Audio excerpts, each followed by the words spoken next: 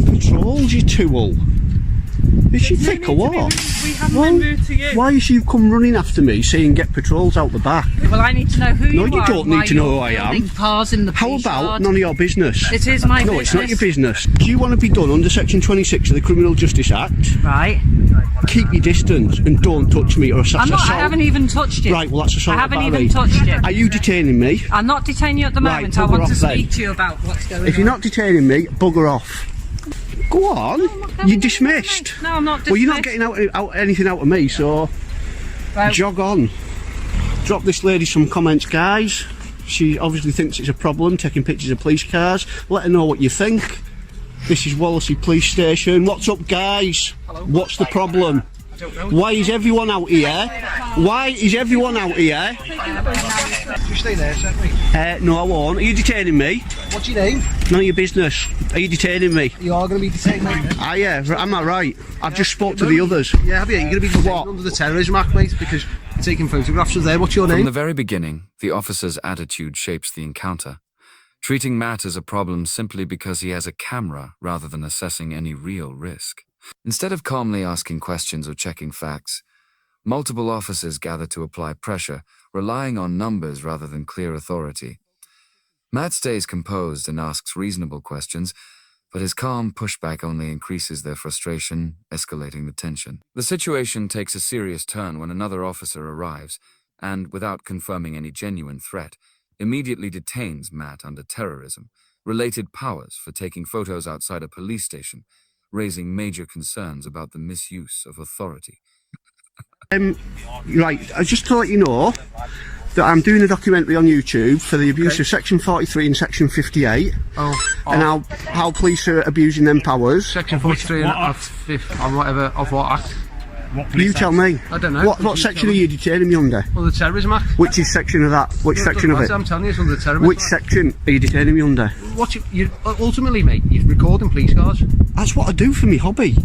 Okay, well, it's a strange hobby, just hang on there. No, it's so strange isn't a crime, is it?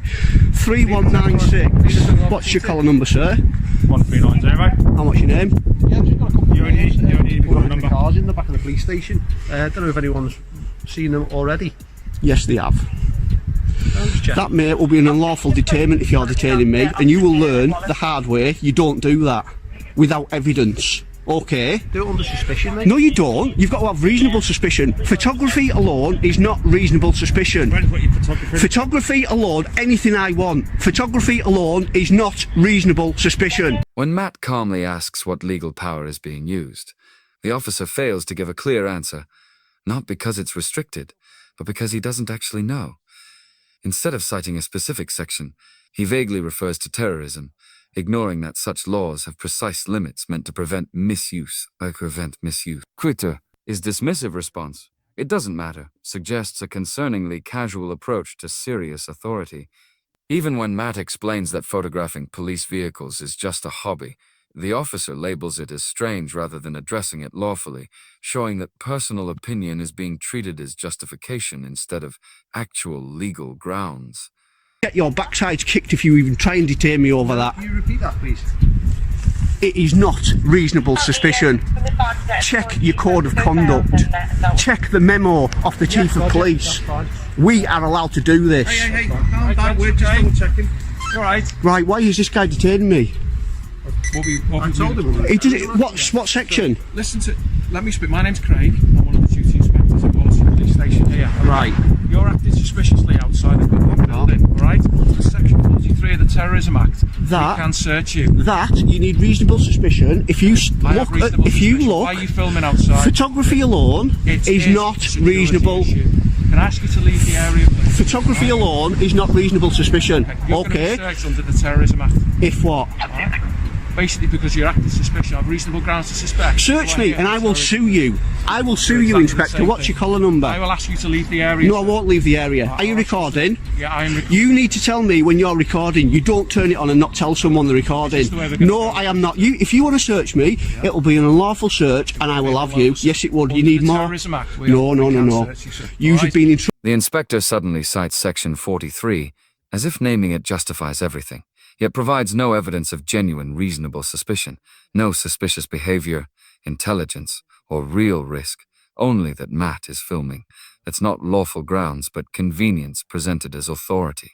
It becomes even more concerning when, despite approving such an intrusive detention, the inspector ignores the legal duty to inform Matt that he's being recorded, undermining transparency and highlighting how easily serious powers can be misused without proper accountability. Now, every police Can I station, just, yeah, right? And why are you exactly, doing that? because I feel like it. Look up Darlington Police and see how they're in court over arresting me over the Terrorism Act. Arrested, you're going to be searched. Right, well, same thing. It's an unlawful Guys, search, it's an unlawful detainment. Get that and get everything.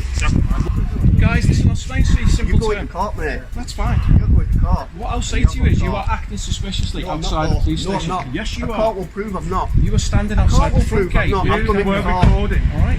So what? Our terrorism threat I've done level that is one. high, and I'm not happy No, with it's people not. standing out. It's like you're doing a hostile reconnaissance. I am not No, happy. it's not. I am Hostile not reconnaissance happy. is not in broad daylight, you Wally.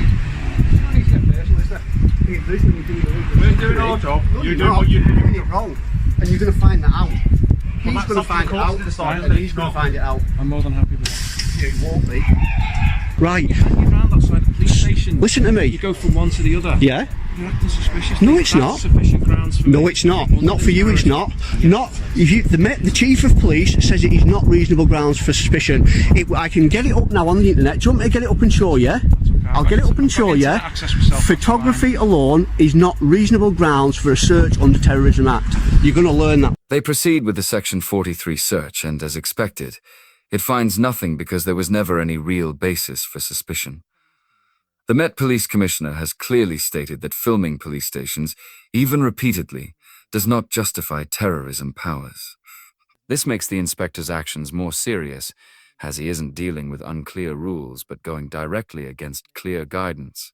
By ignoring that and forcing a baseless search, it begins to look less like a mistake and more like a refusal to follow rules or take accountability for misusing authority. Manner in which you're taking it, Manner- which is leaving over a barrier of a secure rear yard of a police station. Exactly. So what? I can do that if I want. We've had people trying to film the code to get into it. From that information, you can possibly obtain personal details of police officers, which then put them and their families out. That is, even if I wanted to, which I'm not, that's not a crime either. So I'm not tough. saying you're going to do it, but it's a security risk for us. It's also I can do that if I want. If I want to take pictures of every personal car coming out, I'll do it. And there's nothing you can do. Do you want to bet? Do you want to bet? Watch me. Ask you to leave the area. No, I won't leave the area. You can search now. Yeah? Jog on. You're dismissed. I'm taking pictures of the police cars. What I do for a hobby. It's a private property thing. Right, I won't go in it. I won't go in it. I can stand here and film. Learn the law, pal. You're already in trouble. I suggest you don't get yourself any further I'm trouble. not having you filming. Tough. There's nothing you can do about it. I'm taking some pictures of the marked cars when they come out, hopefully getting some leaving on emergency calls. Common courtesy. Common courtesy, searching me for taking pictures is common courtesy. Jog on. Well, as I've said to you, and you get this on camera, the manner in which you're taking pictures raises a suspicion. You weren't standing there. When I've pulled up to the gate, you've been leaning over the car park, Right. catching police vehicles and police staff and police officers' vehicles, Right. which for me raises my suspicion that you're probably up to no good and you're going to use that information. For what? How could I use it? You could use it No, you couldn't. essentially for me or one of my colleagues to come into the park with their personal vehicles. Not at all. and have our own things You've damaged. got the access to the DVLA database, not all. The officer argues that the way Matt was filming, leaning and focusing on police vehicles, somehow makes it suspicious. But that claim quickly falls apart. Matt is standing on a public pavement, and legally, there's no difference between standing, leaning, or zooming a camera in a public space. To make matters clearer, police already have full access to DVLA data, including vehicle and owner details, through lawful systems. So suggesting that filming number plates creates a unique threat is baseless, showing a misunderstanding being used as justification rather than a valid legal argument. I don't know who you know, do I? I don't know Well, how you're doing it, do I? right, so your suspicion, fair enough, you've got that Fair suspicion, enough, you've said it, so but fair it's enough. not, So my no, suspicion- I haven't finished, fair have I enough. finished? It's not reasonable suspicion. It's Suspicion, perfectly reasonable for me, okay, and well I not, would imagine- not in the eyes of the law it's not, and not in the eyes of the chief of police.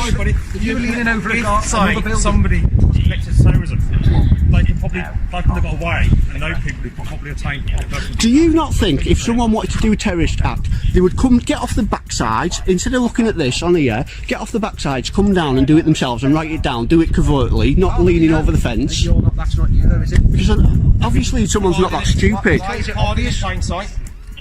Making it too They obvious. say, and also I'll tell you another You're thing. answering your own arguments, and it's No, I'm brilliant, not, the fact that you're idiot. putting it on camera, this. Right? Yous have been told in a memo that if you genuinely suspect that someone taking pictures is a terrorist, are you listening? No, Because I've got a copy of it under the Freedom of Information Act. Have you got a copy there? I shall get it up for you. Right. I've explained to you why you've been searched.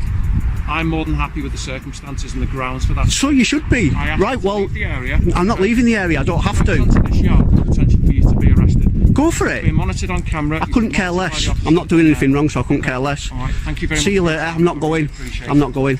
See you I'm not going. I'm going to stand here and film everyone and everything. See you later. Walk of shame. That didn't scare me off, did it? See you later, numpties. If you suspect terrorism, you're supposed to contact the terrorism squad directly. That's your instructions. See you in court. As the encounter ends, Matt highlights the key issue. If there had been a real terrorism concern, it would have been handled by trained specialists through structured, intelligence-led processes, not by officers improvising on the spot. Throughout the incident, officers failed to clearly state their legal powers, then cited one they couldn't justify, repeatedly shifting their reasoning from photography to other weak claims. With no real evidence, the situation became a pattern of pressure and guesswork rather than lawful action. It should have been a brief, calm interaction ending once no grounds were found, but instead, it exposed a lack of professionalism and understanding.